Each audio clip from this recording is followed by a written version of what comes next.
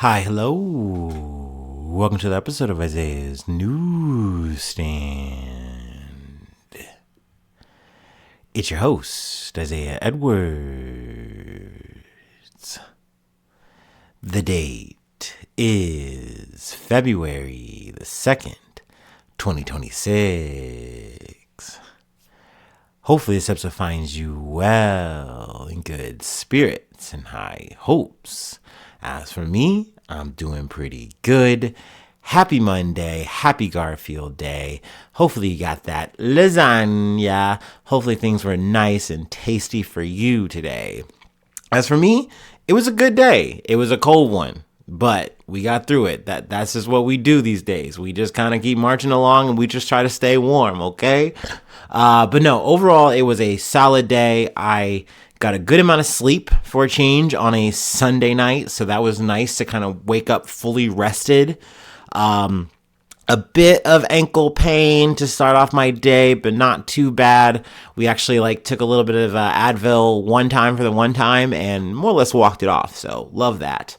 But yeah, we got up and we got to work. Overall, work was one of those slow, but it wound up being steady enough for me to stay in my, in my zone, in my lane, in my compactor all day. So that was nice. I will say one of the rubs I had for the day was I was finally. I always wind up doing a sound check on my episodes way too late, usually a day late or a weekend late, whatever. Hey, what can I say? I'm a struggling amateur out here, but I was going through all my episodes. I'm like, okay, this sounds okay. That sounds okay. That sounds all right. I got to the newest episode that I put in the most work in, and it wasn't loading. And I was freaking out about it because I don't know. I'm very keen about this kind of stuff. I want the product to come out. I want you guys to hear the shit. You know what I mean? It's important to me. And I was able to hear it on YouTube. I was able to hear it on TikTok. I was able to hear it those places, but not on Spotify, which means it wasn't going to other spots as well. I was worried. So I was like, oh no. So I was kind of freaking out about that. But luckily, with the help of some homies, shout out to Ryan, shout out to Christina, I was able to get some good feedback. No, episode's good. It uploaded. And I was like, all right, cool. I can stop freaking out. So that was the first hour or two of my day, which is technically a superficial issue, right? Cool. So, overall, there wasn't any problems at work. Vibes were cool. Just really the hardest thing was just staying warm. So we'll take that. Post work, we go to the gym. Now, gym was a bit interesting at the top of the day, at the top of the gym session. I come in and there's not there's not room in the parking lot. And maybe there's a little bit to do with just the snow. Sure, that's a factor. But there's just so many motherfucking people out here. And maybe this is carry over from last week because we had the big storm that knocked out a couple of days. Maybe, okay, people, took that week off or, didn't show up as much, whatever, and they wanted to make up for it this week. I don't know. And frankly, I don't give a shit. Just get the fuck out my way, okay? But that being said, I had to park in the Smoothie King parking lot. It was that busy. And I'm like, all right, man, if I don't get a machine, I'm just going to pull the cord. No. I was just all right, let's just see what it looks like when we get in there. Hopefully I can find my spot. I can get my shit in. So we get in there. It is pretty thick. It's giving 3 pips. That's elbow to elbow. Okay. That's too many motherfuckers. So I wasn't able to get on the Smith machine. Boo. Sad. But I was able to get on the free weights. I was able to get my incline bench and, just did 2 circuitous sets, did a set on 60, dropped down to 50. Okay, cool. That was a nice, good, solid start to the workout. Did my core work, was able to get all my filler work in, which was kind of low-key a miracle, I feel like. Got my cardio in, and we got out of there. Actually got out of there 15 minutes early, so love that for me. Post the gym, I went to Walgreens because I wanted to pick up some chocolate. Yes, for my sweet tooth. And then I also went and dropped off my rent check. So there you go. Love that. There goes my money. But yeah, so that was that was the whole day. We get home, we do our stretch, we eat our snack, And here we are, post research, ready to yap, ready to talk about some fucking news. So yeah, here we are. So yeah, let's go ahead and do our startup and let's get into it. Oh man, and I know the big focus yesterday, at least for the second episode, was Epstein. So much just Epstein file shit, and there's more coming out. Like Bill Gates got mentioned. Apparently, he got like some STD from like dalliances from fucking with Jeffrey Epstein or people under Epstein's sadly. And then the added benefit, the added like detriment, problem, ickiness of him trying to hide it from his wife, and then also like treat the STD that potentially he gave his wife. I was like, that's dirty, bro. That's so fucking dirty. Also, some other dishonorable mentions. Dr. Oz apparently did like a little bit of like, I guess some talk work for him. Like, he got paid for that, for his travel. Mick Jagger made the fucking Epstein files, man. That would have probably, I'm thinking like, would that have upset my dad? I think he would have been a little like, yeah, but then not been surprised. Because, I wasn't. look at Mick Jagger. You know his life well enough if you're an old head, if you're a Rolling Stones fan. Would you really be that surprised if you wound up, oh, man, that man was fucking with Epstein? Damn, that's fucked up. Yeah, that's pretty much all you're going to say to that, right? I don't know. I'm not like, burning my Rolling Stone shirt in effigy now. No, anyway. So yeah, those are some extra mentions. I'm saying that though because it is going to segue into our first story. So, it's not out of nowhere. But yeah, let me go ahead and take this water break and some other breaks to start off. You know what I mean? You know what I'm saying?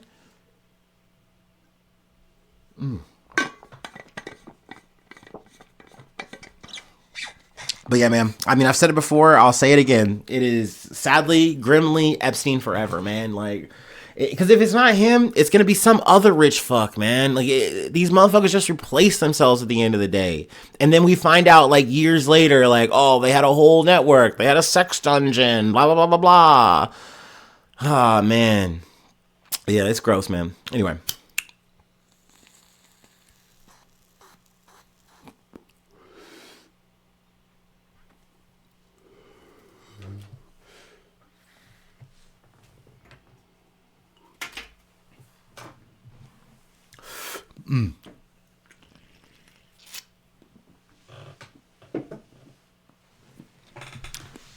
All right. Our first story comes from Politico. Bill and Hillary Clinton now agree to testify before Congress. Bill and Hillary Clinton have agreed to testify before the House Oversight and Government Reform Committee as part of the panel's investigation into convicted sex offender Jeffrey Epstein. It's a remarkable reversal for the former president and Secretary of State, who had defied committee-issued subpoenas and risked imprisonment by the Trump Justice Department as the House prepared to vote Wednesday to hold them in contempt of Congress. After both skipped their scheduled dispositions earlier this year, the Oversight Committee voted on a bipartisan basis in January to approve a contempt measure for each of them. We could go through the details of this shit, but obviously the crux of it is this is a big about face. They went saying, hey, this is some politicized bullshit. Like, you guys aren't even following the real rule of law here, or, proper procedures, yada, yada, yada. They did a lot of crowing and standing on business saying, hey, we're not going to go to this deposition. But then they read the fucking wind and realized that, like, your own party's not backing you on this shit, dog. Like, they generally want you guys to come in front of, Congress and talk, And yeah, that means they are trying to jam you up. They are down to let you get jammed the fuck up for this shit. As you should be. This is all warranted, by the way. This is not me trying to find, some fucking defense for either of these motherfuckers. I don't care.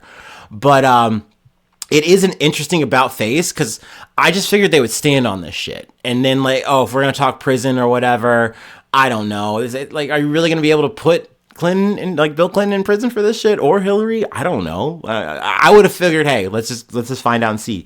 But I guess they figured, hey, maybe the alternative is actually better, which is going up in front of them saying whatever vague, what bullshit they can, or pleading the fifth, and saying we didn't know, blah blah blah. We weren't really friends with Jeffrey Epstein. We abhor what he did. Obviously, especially Bill Clinton, even though he's literally like fucking poolside or in the hot tub with fucking Ghislaine. Sure, man. Yeah, you didn't know. You didn't know about any of those girls. Maybe you were at the island, maybe not. Who knows? I don't know. But like, I guess we'll see how that goes. It's definitely an interesting development all the same. But yeah, I didn't see this coming. I will say, yeah, I'm a little surprised. Because if it were me, I know I'm a bad guy here. I know I done did the shit that I did. My old lady know.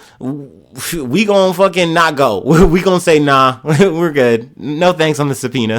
Which I know you can't do. You're gonna hold in contempt of court. You're gonna go to jail. Yeah, man, okay, whatever. Like, I would have just been like, well, me and my lawyer team will figure that out.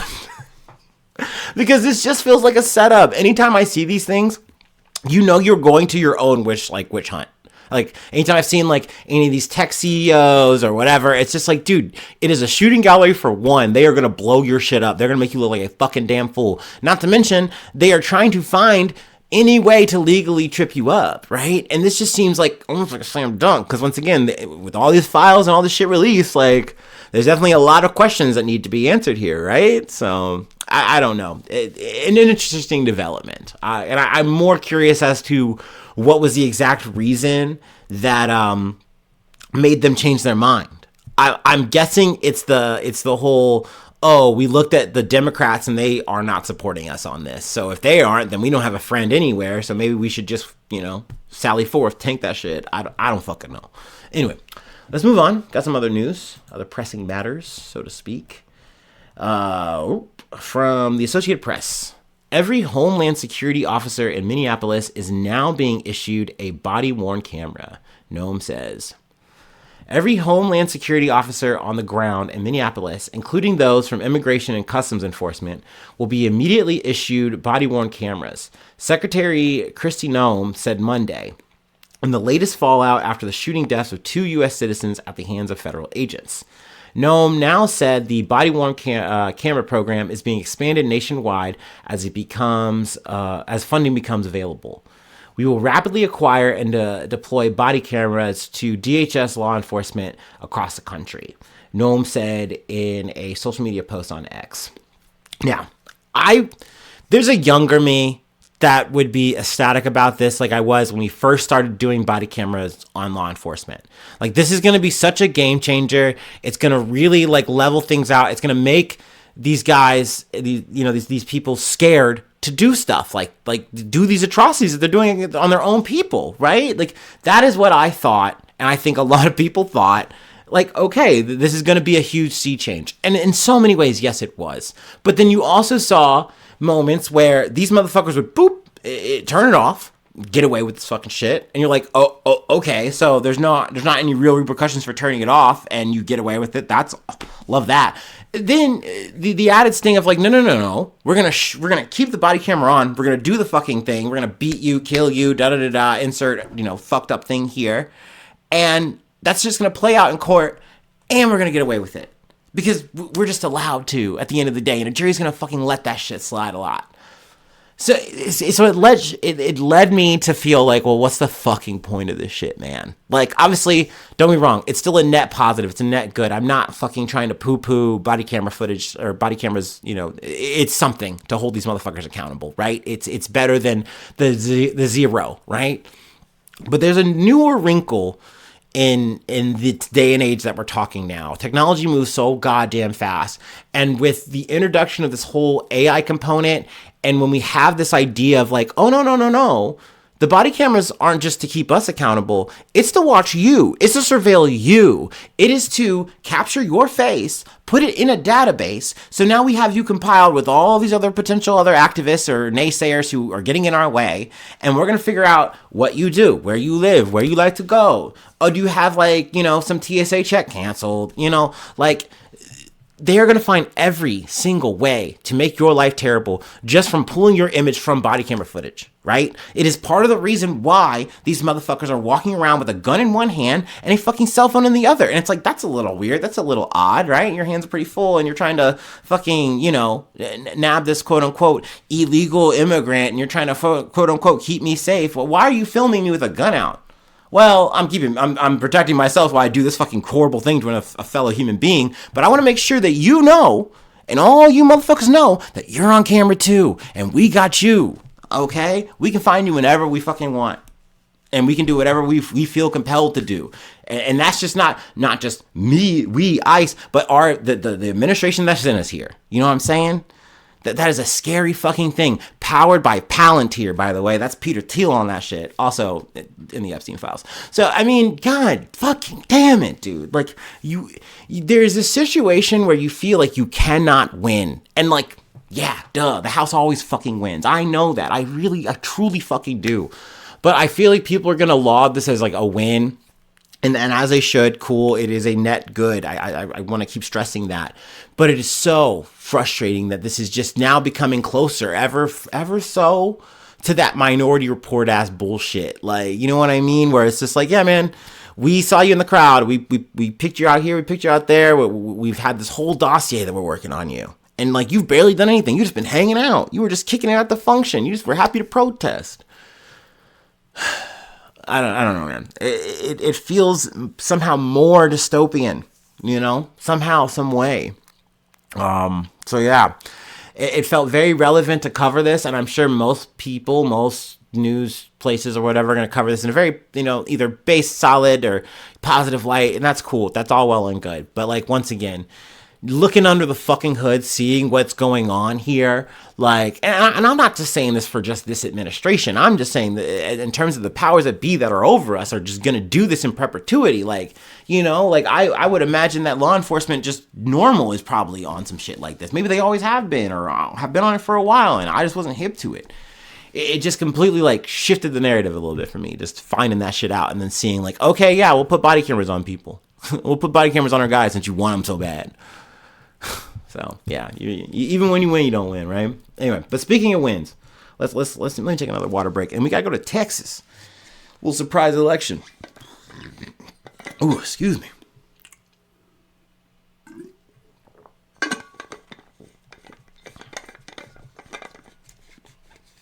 Okay. From the BBC, Texas loss delivers stark warning to Republicans in critical election year.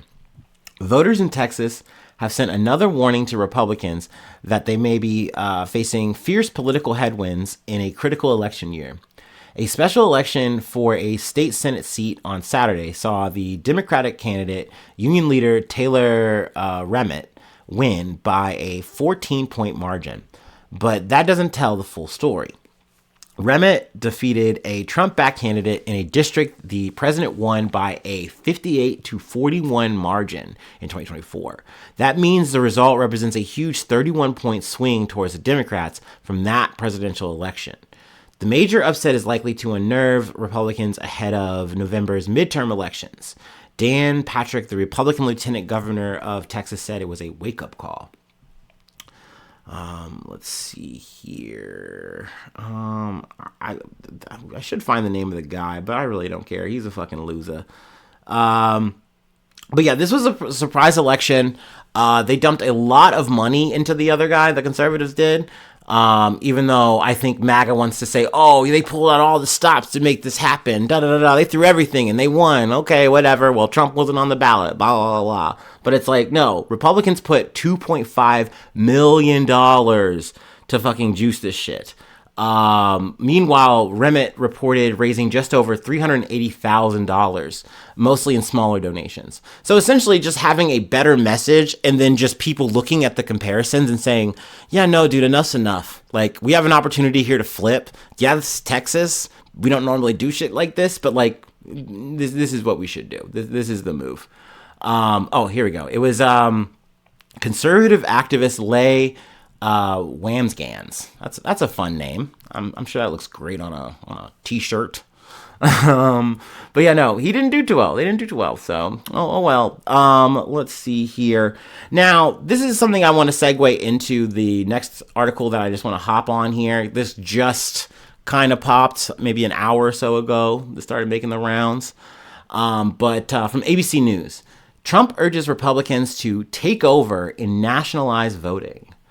President Donald Trump on Monday called on Republicans to take over and nationalize voting as he continued to make false claims about the electoral process in the U.S. with the 2026 midterms on the horizon. Trump made the comments in an interview with the former FBI director Dan Bongino, who resigned from his post in December and returned to podcasting. You know, dude, he's just back like he never left. He's telling his real fucking truth. He's got his, ex-boss / best friend, Donald Trump, on, and they're just talking politics. They're talking the future election. And, what I'm trying to glean here, because I feel like he's being vague, but essentially he is saying that he wants U.S. elections to be only voted on by U.S. citizens. That's it. That's all. And it's like, brother, and then I realized, oh, here we go again. This is a conversation that, used to be a lot more fringe, I feel like, before Donald Trump, and then just was something that became a nonstop, just saying, dude, the elections are rigged. One way or another, these things are fixed. They're juicing the fucking box with these illegal voters, and they're coming in. They don't even have citizenship, blah, blah. And it's like, you're looking at these things, and it's like, brother, this is wildly untrue. We are actually doing the math. We are looking at statistics. We are going into the votes. It's not real what you're saying. You're making that shit up. And they're like, no, we're not. You don't know that. And we've been doing this shit just time and time and time again. And sure as shit, this is him doing it now. He is queuing it up, essentially saying we should nationalize it. And it's like, what does that mean? And it means what he is trying to say. It's like, we just got to make sure that that only the citizens that are supposed to vote. And somehow, some way, he is going to find a way to strong arm and bully this shit. Ugh. A cool is cool, if you will. I don't know, man. It is really one of those things where it feels so heads up, because I'm every once in a while having conversations with not just conservatives, or not just people who agree with me, my own echo chamber of people, people who are either liberal or on the left. I'm having this conversation with conservatives. They're like, maybe he's going to do it. Either he's going to run again, or he's going to set this thing, and we're not going to have the same. He's said it before as a joke, but he's saying it more and more, So you have to take it seriously. There's no ifs, ands, or buts about it. I'm sorry. You can't just be like, oh, he's just playing around. He's just being loose with it. He's being metaphorical. No, this man is being fucking literal. You have to take him serious as fuck. I don't know how else. So it's scary. It obviously is. This dude would rather, just completely subvert the law than lose. We've seen it before. We'll see it again, I'm sure. But it's a scarier situation when it seems like all the people involved are not going to say no to this man. There's not going to be a Mike Pence, which, not that I'm giving that man any flowers, but there's not going to be a Mike Pence in the room to say, no, I'm going to uphold the Constitution. None of those guys give a fuck about that. That's the piece of fucking paper. You know what I mean? They care about fucking what Orange Nobunaga has ordered, okay? They care about what our emperor is want them to do. That is it, okay? What Donnie says goes. So, I don't know. It is a bit scary. It's a bit weird. You can tell that they're groping around trying to find some kind of verbiage, some kind of pathway to make this a thing. You just see them doing it. They're doing it live. So, we got to talk about it as it happens, right? Anyway, let's move on. We're still in the Trump-verse. I want to hit this real quick.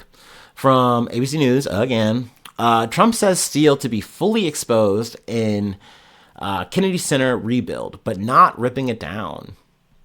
President Donald Trump on Monday elaborated on his plan to close the Kennedy Center and rebuild it, saying the steel would be fully exposed in the process, but insisted that I'm not ripping it down.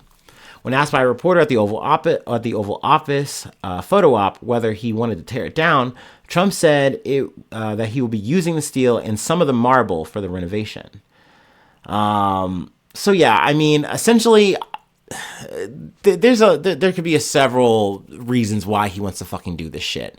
Kind of like just the White House and, that whole ballroom situation. I think he wants to leave a mark. He wants to leave a legacy, like physical, symbolic, all the shit. He wants to be in the nooks and crannies of the shit. Okay. He really wants to leave his imprints. So much so that he has put his name on top of the Kennedy Center itself. So like, it makes sense that he wants to do more renovations here.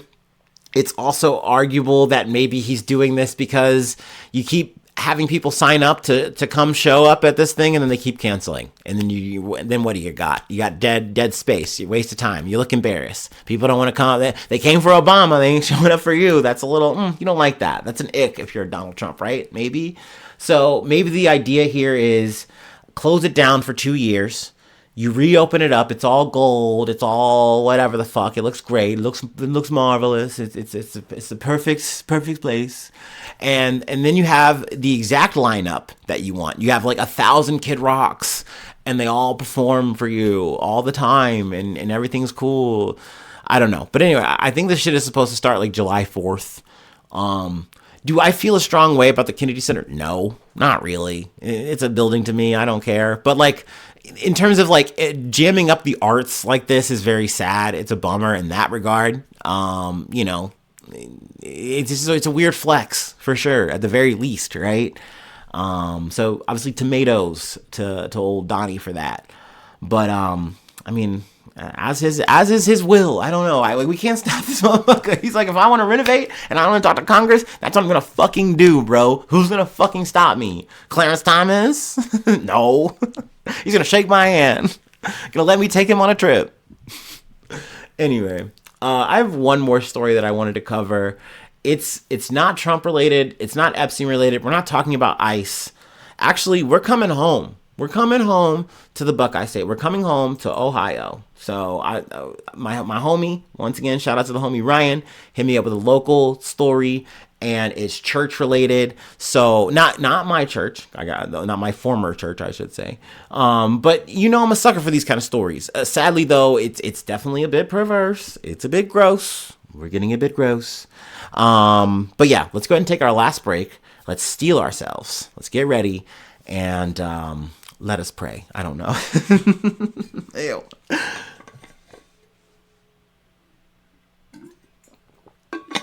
Also, I'm thinking about this too. This also hits the third angle for me of it being gym related, but not the gym related part I like. The culmination. It's a bit dark.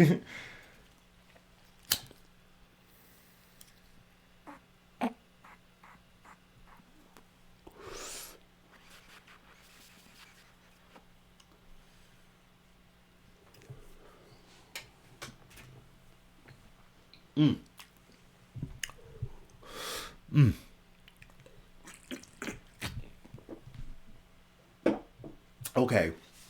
From WCPO 9. Crossroads Church fires Next Gen program director for secretly recording women at Oakley Gym. Church says. And I'll meet you at the crossroads so you won't be lonely. Sorry. Crossroads Church in Oakley has fired the director of their Next Gen program after he secretly filmed women at Crunch Fitness, the church said. An email sent to members of the church, obtained by WCPO and confirmed by Crossroads, said the church received a call from Cincinnati police Thursday regarding the situation.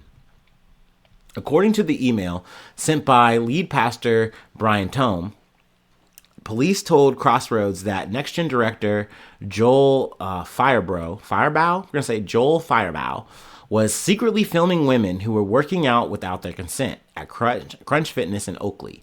This behavior grossly violates biblical standards and expectations required of any individual on staff, the email reads. Brother, this violates a lot of standards, not just biblical. What the fuck?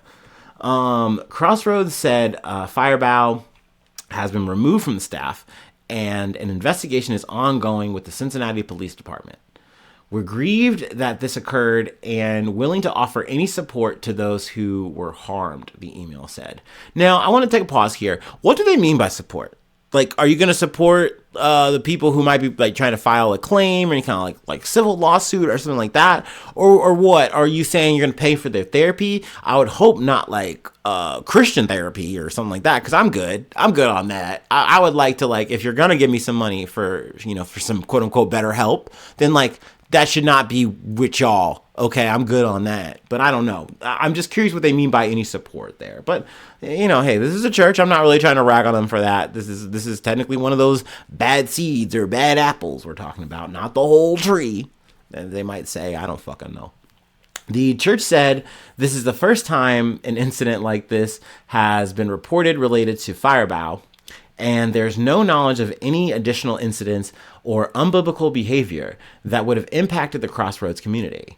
The email said the church is conducting additional due diligence to make sure there were no other similar incidents, and asked members to contact Crossroads or CPD if they have any additional information.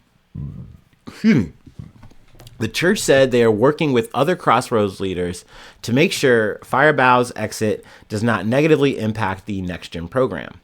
According to the Crossroads website, the Next Gen program is a way for potential young leaders to explore a career in ministry and develop their leadership skills. WCPO has reached out to CPD for more information. We have not heard back yet. So there you go. There's that. It's a Nikki story. It's unfortunate. Obviously, you shouldn't be a fucking pervert anywhere, period. But you shouldn't be a pervert at the gym. Like, come on, man. People are just trying to work out, get their fucking pump. Don't be a fucking leech. Don't be a fucking creepy little wretch, dude. And then you're supposed to be moonlighting for the fucking Lord. Yet again, I mean, if you're not working for ICE, I guess you're working for your spank bank. I don't fucking know, man. These motherfucking guys, dude. Yeah, I don't know. I don't really have much else to add about that. Let me add some levity, though. Something I forgot. Today, I did get a free piece of cake. Free cake. It was, I don't know what the occasion was for. I don't care. I'm going to take it. It was like vanilla cake, white icing. But can I give a gripe? I'm gonna complain a little bit here. A thing I'm not enjoying lately, and sound off in the comments or hit me up if you feel me on this, or if you're pro this thing. They added this thing on the piece I had, like, like a pearl or whatever. They added these like pearl like sprinkles on it, and the sprinkles are hard as shit. It tastes like I'm trying to bite down on a candy diamond. I don't understand what's the purpose of that. Why would you make it so hard and gritty? It completely takes me out of the experience of eating a piece of cake. And also, mind you, I have a plastic cover on my front tooth. I'm not trying to chip that on some goddamn cake.